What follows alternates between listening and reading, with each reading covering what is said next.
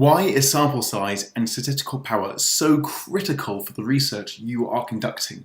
Today I'm going to give you the answer for this, and I'm going to use an example of a respected academic making a terrible mistake in this area who ends up proving something that is impossible. So what is this? Now, we've got this paper here by Debunk from Cornell University, well-respected university. It's published in the Journal of Personality and Social Psychology. Good journal. It's 2011, so it's recent.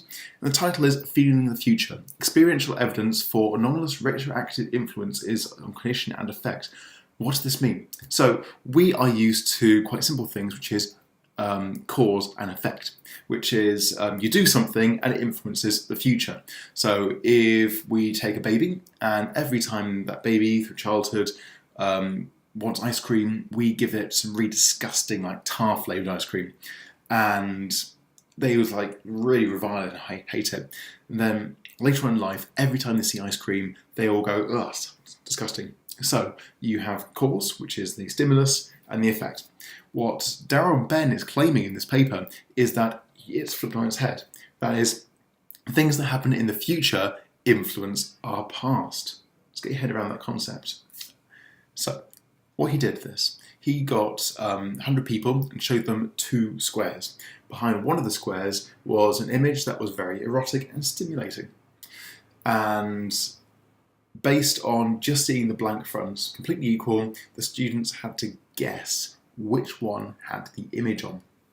Now, you would imagine that the probability of choosing would be 50-50, but he said, oh no, we had a 53% chance, a probability of actually choosing the erotic image, which means that you observe in the future and somehow that influences your past choices, so the future is influencing the past.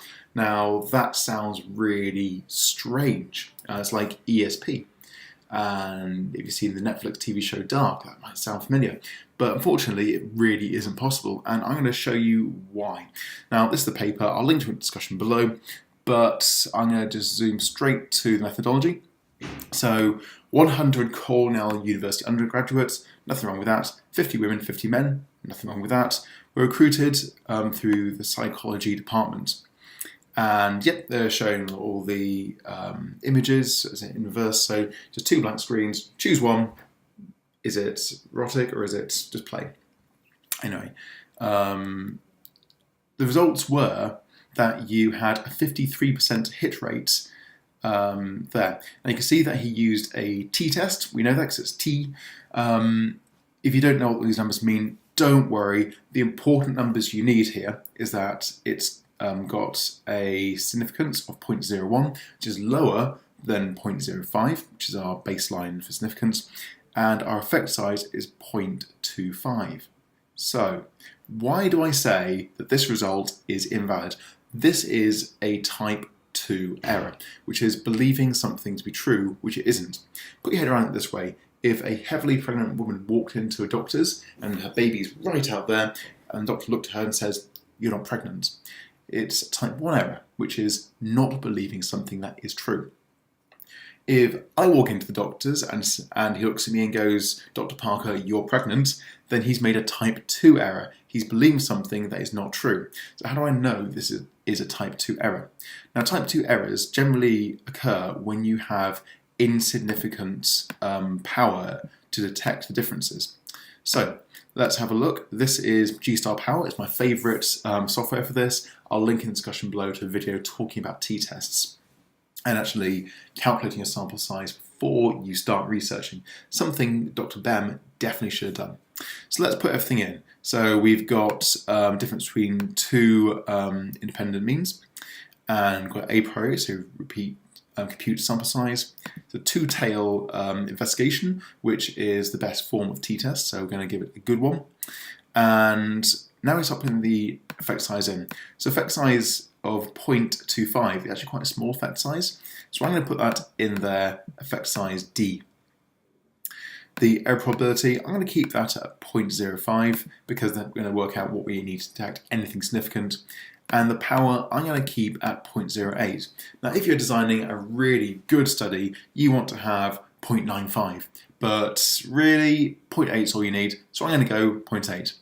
We also know that we got 50 students in each group, so we've got a nice one-to-one ratio, so this final one will be kept as 1. Just click compute, and straight away we got the answer of why I know this is wrong. The total sample size needed is 506 people, which means in order to detect a sample size of that size correctly, he needs about 5 times the amount of people and data to do it correctly. So what we actually have is it's underpowered to detect what's required. So say 0.4 on the power, still too low, 0.2, 0.82, it's just, you got to go to about 0.21.